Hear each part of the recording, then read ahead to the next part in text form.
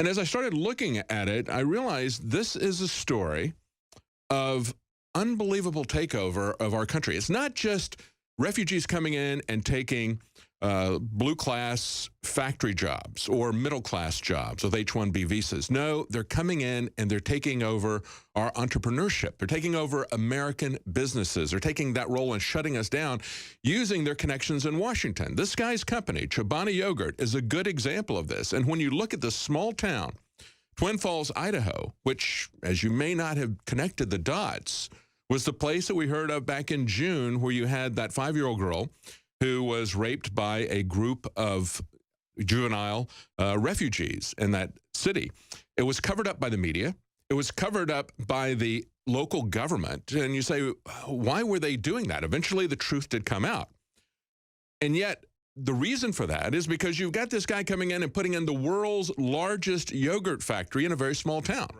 And he's bragging about how he's got 30% of his employees there are refugees. They speak 11 different languages. I told my wife, I said, you know, he says, I've got translators for these 11 different languages there 24/7. And I said, it would be a lot cheaper, wouldn't it, just to teach them English? But he wants these people to be captive to him, doesn't he? That's by right. keeping them to hire Americans. That's another wacky idea that I'd have. Yeah.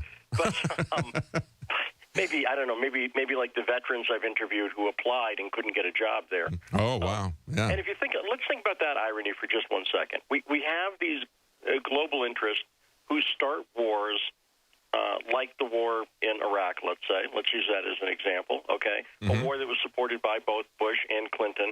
Not to be a conspiracy theorist, but that's just a fact, right? That's right. Then the war creates a situation where you have refugees. Does that make sense? So they've started a war, ruined the country. Now people want to flee the country. Then those people come to this country and take jobs that veterans of that war can't get. Yeah. think about that. And you're exactly right. The reason it's not just wages, because the obvious thing is people go, well, they can pay them less or whatever. And that's, you know, true to some extent. They can, you know, they're not as likely to, you know, rise to the ranks and, you know, want more pay. They need to work. And I know that we even reported on how some of the elected officials there said that they could press charges against anyone who would dare speak to the media or talk about, put stories out there, even on Facebook, about these refugees who raped this 5-year-old girl. They want to protect so much the refugees that are coming in to work at this plant and one of the at the expense of their citizens there. I have to put this in real quickly. They have a 500% increase in tuberculosis. That is another one of the costs, as well as $54 million from the local and state community. That's the cost of the taxpayers for this Unbelievable. Well, here's an update on the Idaho rape case that made headlines during the 2016 presidential election. This was a case coming out of Twin Falls, Idaho, where 3 refugee boys raped, sexually assaulted a 5-year-old girl. Well, now those 3 refugees, aged 14, 10, and 7, have pled guilty to sexually assaulting that 5-year-old girl. Now, we saw the Washington Post and other liberal news sources really try to throw cold water on the anger surrounding this assault. They were really focusing in on the inaccuracies with people's reporting, like people said that these refugees were from Syria rather than from Iraq and Eritrea, where 2 of the boys were from. So they were really focused on that rather than the facts surrounding this case, which had so many people angered. Now, it was pulled into the political argument, of course, because of that refugee program. Chobani, whose factory employs many refugees, was another target of this anti-refugee anger.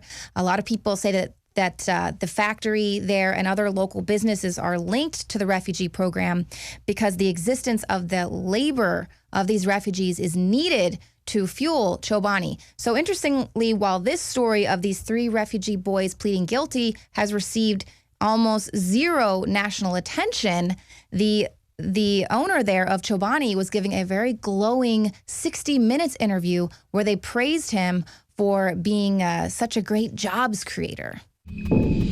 So the report from The Hill said that Breitbart at the time had said that this plant had brought not only refugees, but crime and tuberculosis. But of course, that was just fake news. Remember when we heard the reports of that 5-year-old special needs girl who was raped, everybody said, oh, that's just fake news. That's false. But now, of course, we have seen them. admit to sexually assaulting that 5-year-old girl, getting their plea deal done last week. And so now it's time for CBS's 60 Minutes to let's sweep all that under the carpet and let's revitalize the image of Chobani yogurt.